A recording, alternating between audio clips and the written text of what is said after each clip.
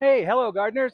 This is Keith, the Garden Wise guy, and I'm here to show you how I'm going to prune my Hydrangea paniculata. This one happens to be, I believe this one is vanilla strawberry sundae or something along that line. It's one of the sun-loving hydrangeas.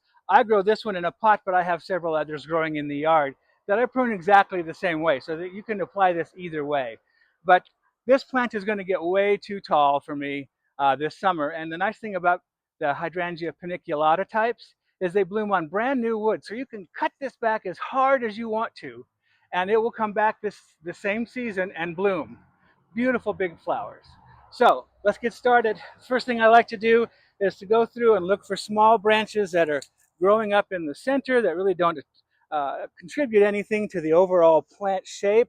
Anything that's crossing one branch over another, or a branch that's growing back in toward the center of the plant. I like to keep the plant nice and open.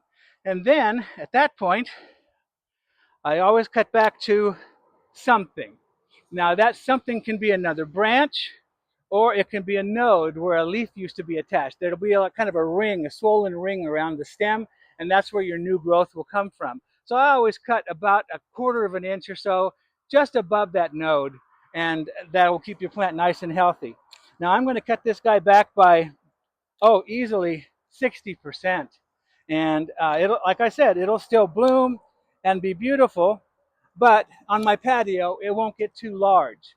This way you can control the size. Now you don't have to prune them if you don't want to. If you want a big 6 or 8 foot shrub in full bloom with hydrangeas out in the border somewhere, go for it.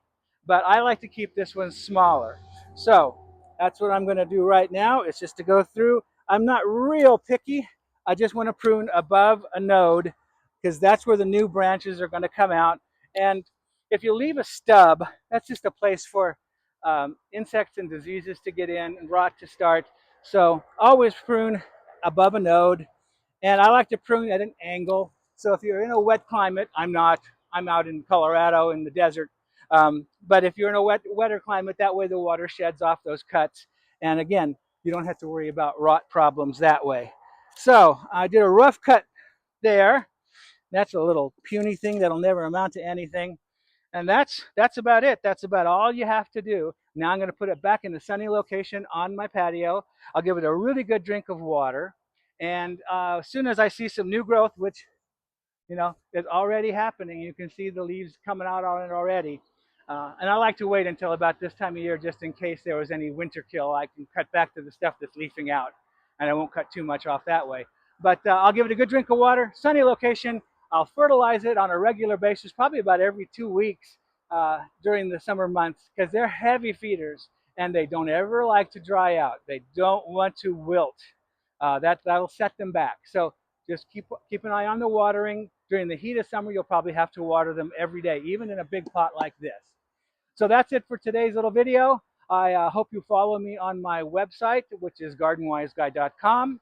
And like the shirt says, never enough plants. Hope you enjoyed the video.